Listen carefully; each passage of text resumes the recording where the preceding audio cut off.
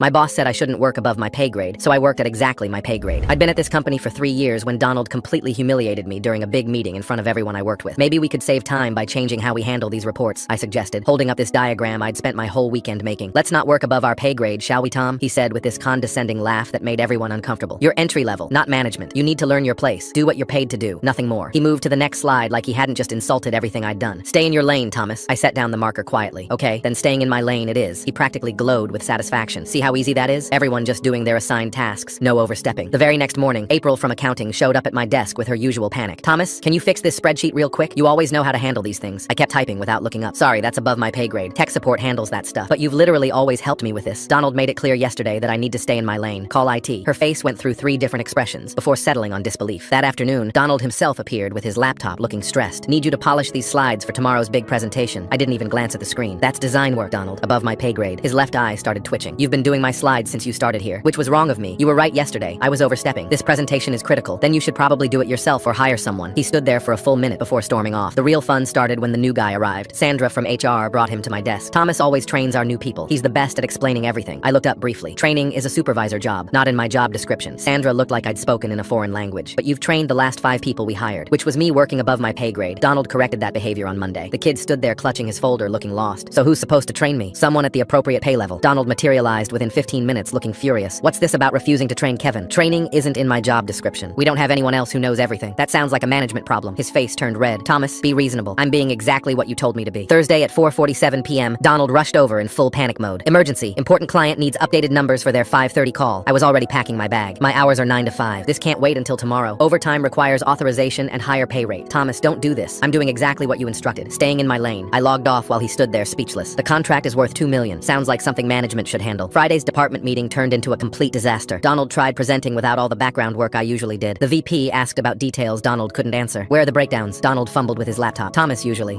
They're being compiled. I thought Thomas did those, Cora said. Thomas is focusing on his core responsibilities, Donald said through gritted teeth, which apparently don't include the 20 other things he was doing. April added, still bitter about the spreadsheet incident. By week 2, everything was falling apart. The printer stayed broken because I stopped fixing it. Reports went out with errors because I stopped checking them. Clients complained about delays because I stopped covering for others. Monday morning, Donald called me into his office with HR present. We need to discuss your recent performance. My performance has been exactly at my pay grade level. You're being deliberately difficult. I'm being exactly what you told me to be. The HR rep shifted uncomfortably. Thomas, we value team players here. Team players who work above their pay grade without compensation? Dead silence filled the room. I'll go back to doing everything tomorrow at the appropriate salary. Donald's face went purple. That's a 40% raise. That's the difference between my pay and the work I was doing. This is extortion. This is market rate. The HR rep cleared her throat. Donald, if Thomas was performing duties above his level. Donald glared at both of us before finally agreeing.